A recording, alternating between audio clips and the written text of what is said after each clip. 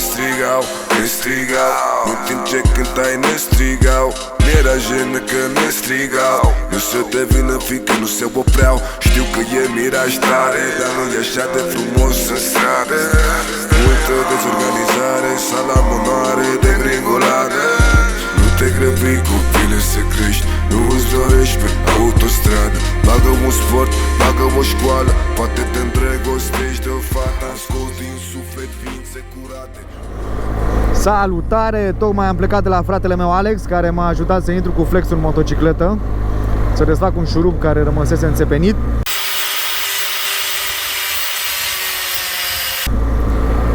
Acum sunt pe la Eroilor și mă duc la mare.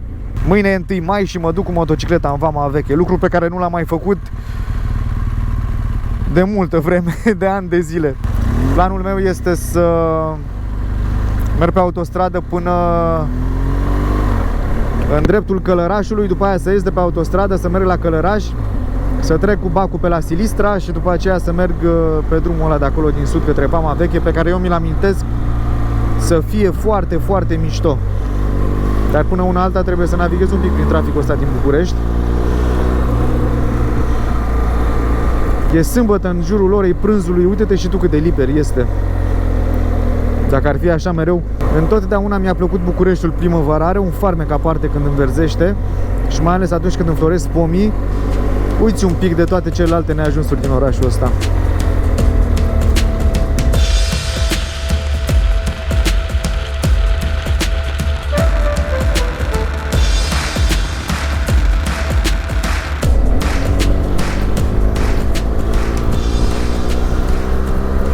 Tocmai am trecut de Călăraș, mai am un pic și ajung la Bac. Drumul ăsta pe aici, către Vama Veche, prin Călăraș și trecut cu bacul la Silistra, este primul drum pe care l-am făcut vreodată cu motocicleta. Când mi-am luat Hornetul de la Cristi, am dat examenul, am fost admis și cred că am luat permisul la ceva vreme după, într-o vineri dimineață. Era a doua zi după asta, după ce mi-am ridicat permisul de la poliție, sâmbătă. Eu și Cristi am plecat în Vamă cu motocicletele și am venit exact pe drumul ăsta. Am mai fost pe aici de câteva ori de atunci, dar evident că la primul drum îmi rămâne în minte. Asta nu ne duce bine, că pe aici trecem în Bulgaria. Deci trebuie să mă întorc să iau pe ăla de acolo.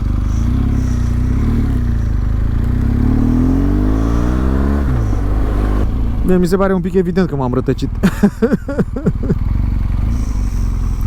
Ia mă, să mergem până aici să vedem ce e.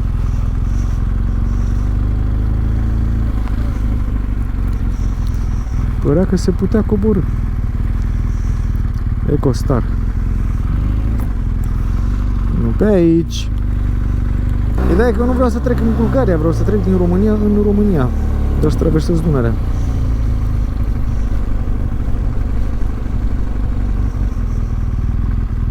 Aici e eu. Wow, Elena, feribotul, au schimbat feribotul.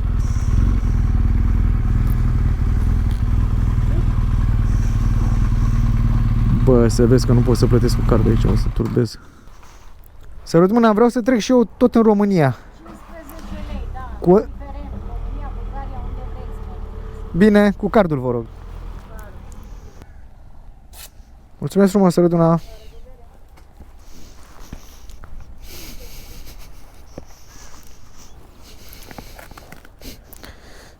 Ce bine copiez.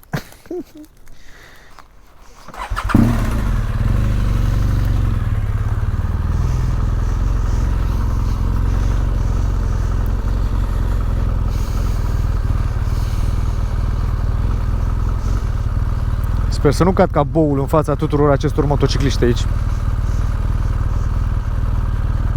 Nu că nu este exclus, este foarte probabil să fac asta, pentru că sunt foarte prost.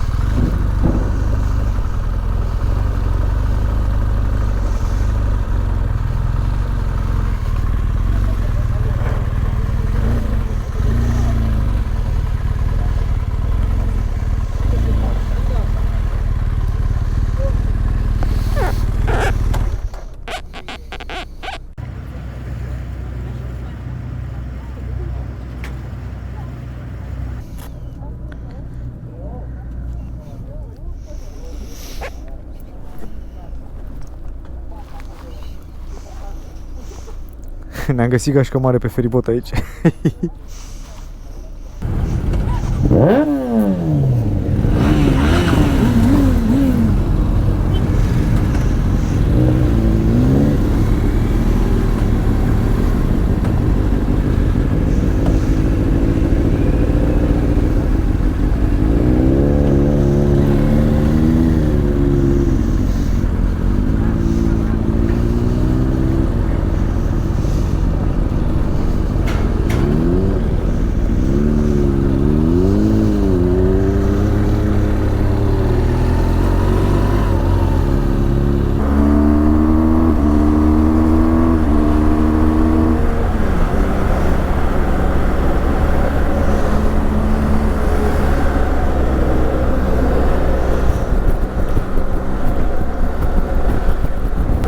Încerc să trec de oamenii ăștia, să nu-i încurc. Și mă gândesc, de când m-am dat jos de pe feribot, îmi suna foarte cunoscut grupul ăsta de motocicliști. Este Ride and Ride și din câte știu au o inițiativă din asta în care îi ajută pe cei care fac accidente. Merge cineva de la ei, de la club, și ajută foarte mult lumea. Salutare și mă bucur că am avut ocazia să merg cu voi în grup. Și scuze dacă v-am încurcat.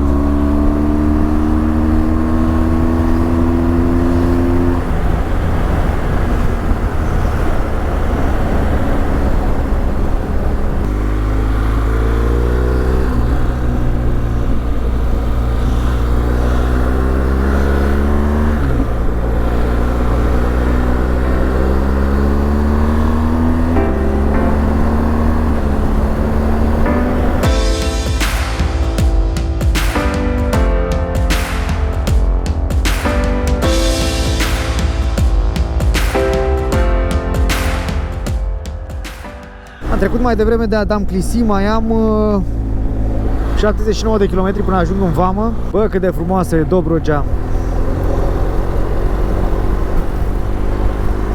Treci de un deal și după aia ți se deschide așa un peisaj în față.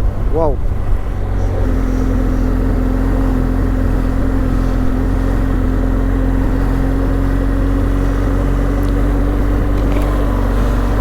O să fac o treabă pe care voiam să o fac de foarte multă vreme.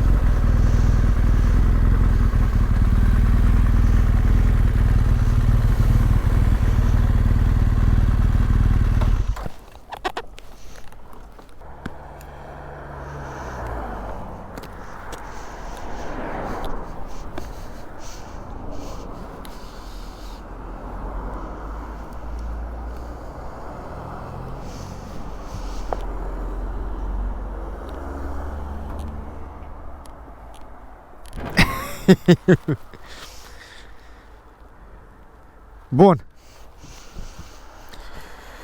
Gata, am ajuns în vamă, mă duc să mă întâlnesc cu prietenii ăștia ai mei. Ne vedem. Aveți grijă de voi. Sunt în vamă, în camping la Sandala, Andala. Astăzi este 3 mai. Am ajuns aici ieri dimineață și deși ieri a fost foarte cald, astăzi a fost foarte norat, gri, ploios, frig. În seara asta mă gândeam să plec spre București, dar pentru că planul inițial era să mai merg și în altă parte cu cortul decât în vama veche, am hotărât să mai îndur o noapte în frigul ăsta în cort aici, ca să pot să mai merg și mâine într-un loc mișto. Între timp, mi-am spălat niște rufe și n-am călige de rufe cu care să le agăț de rock straps-urile pe care le-am întins între doi copaci. Mi-am căutat niște crăci și acum o să fac niște călige de rufe. Mă rog, asta vreau să fac, niște călige de rufe. Și da, o să-mi iau super multă caterincă. O joie secret de Bear Grylls își face călige de rufe cu cuțitul. Bite me. Trebuie să-mi țin mintea ocupată cu ceva, nu?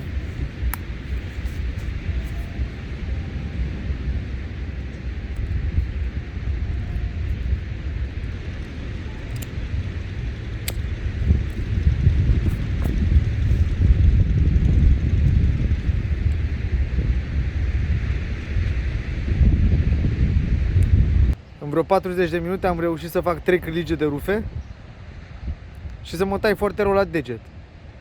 Pentru bluza de corp și indispensabil n-am mai avut lemn să mai fac cârlige pentru că l-am stricat. Salut!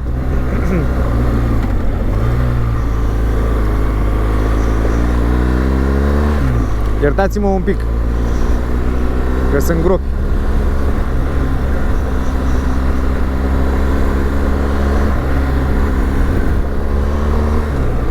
Așa, hai că se pare că am ajuns la o porțiune de drum un pic mai bun. Da, astăzi este ultima zi când stau pe litoral și m-am gândit să mergem un pic până la plaja Vadu. Am plecat ieri din Vama Veche, am bântuit un pic pe aici prin preajmă, am dormit aseară undeva lângă Constanța. Și astăzi mergem să vă arăt plaja de la Vadu. Ca să ajungi la plajă trebuie să faci dreapta din satul Vadu pe, mă rog, un drum comunal, nu știu ce naiba e ăsta. E oricum un indicator acolo unde trebuie să faci virajul la dreapta. Bă, dar mare grijă, frate, pentru că este complet bombardat drumul ăsta. Foarte, foarte multe gropi. Și trebuie să berești ochii bine. Și sunt gropi atunci care ar putea să-ți rupă janta, adică nu sunt... Nu e vorba doar de confort aici.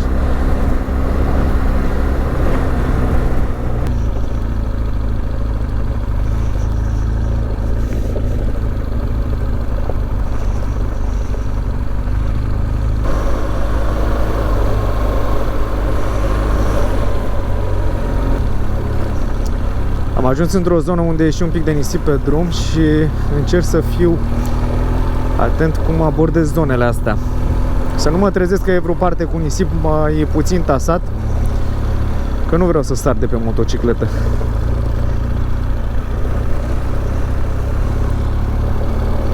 Vreau să fac o descălecare neplanificată, cum ar zice Feri. Apropo, Feri, la mulți ani!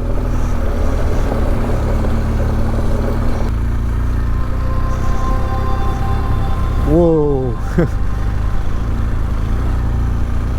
Foarte, foarte tare. Complet sălbatic.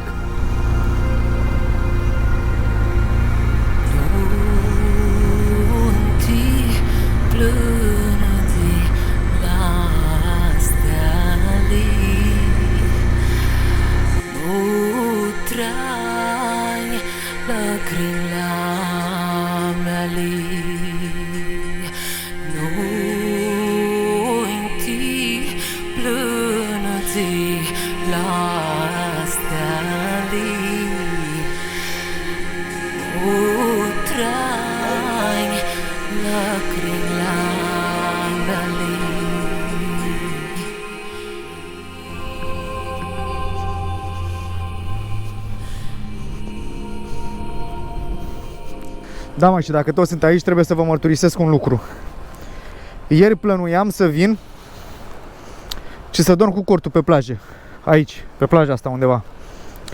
Și m-am tot gândit, m-am răzgândit, m-am coit. Și în cele din urmă n-am mai stat cu cortul pe plajă la Vadu.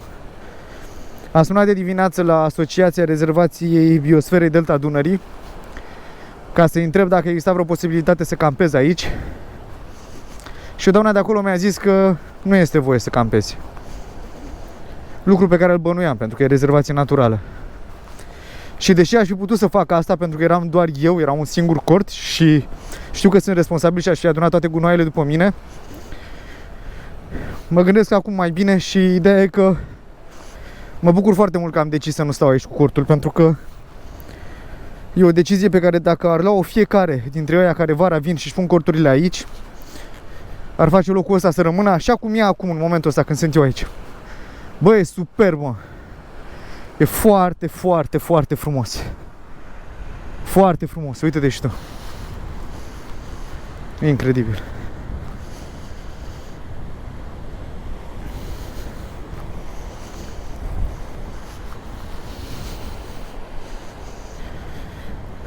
Bun. Acum că am venit și v-am arătat mai bine decât data trecută plaja de la Vadu, mă duc la Histria, mă rog, la Istria, să văd cetatea Histria, după care îi dau spre casă.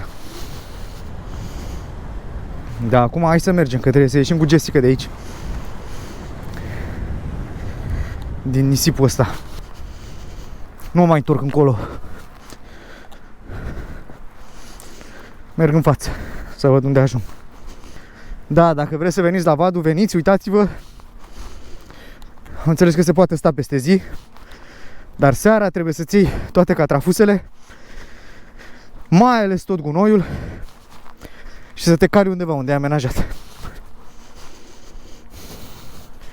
Da, ok, sunt de acord, România, statul, draci, laci, că nu te respectă, de ce să respecti? Dar aici nu e vorba despre stradă, e vorba despre locul ăsta foarte mișto.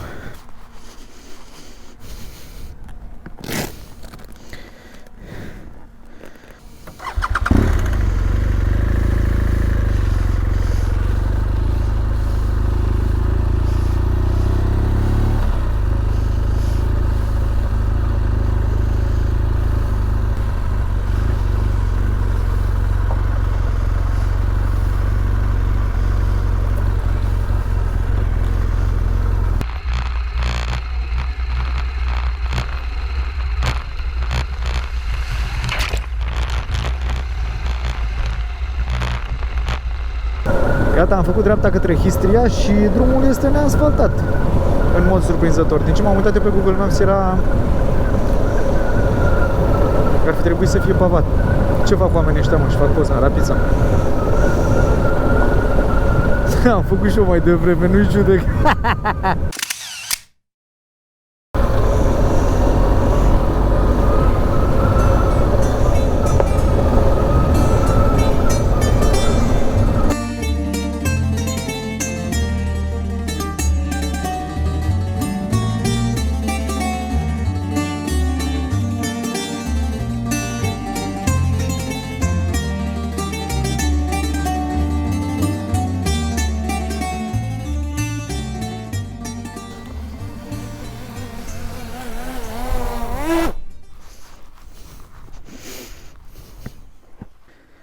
Gata, fraților, mi-am recuperat și drona. Mai am un pic și ies înapoi în drumul național și mă îndrept spre casă.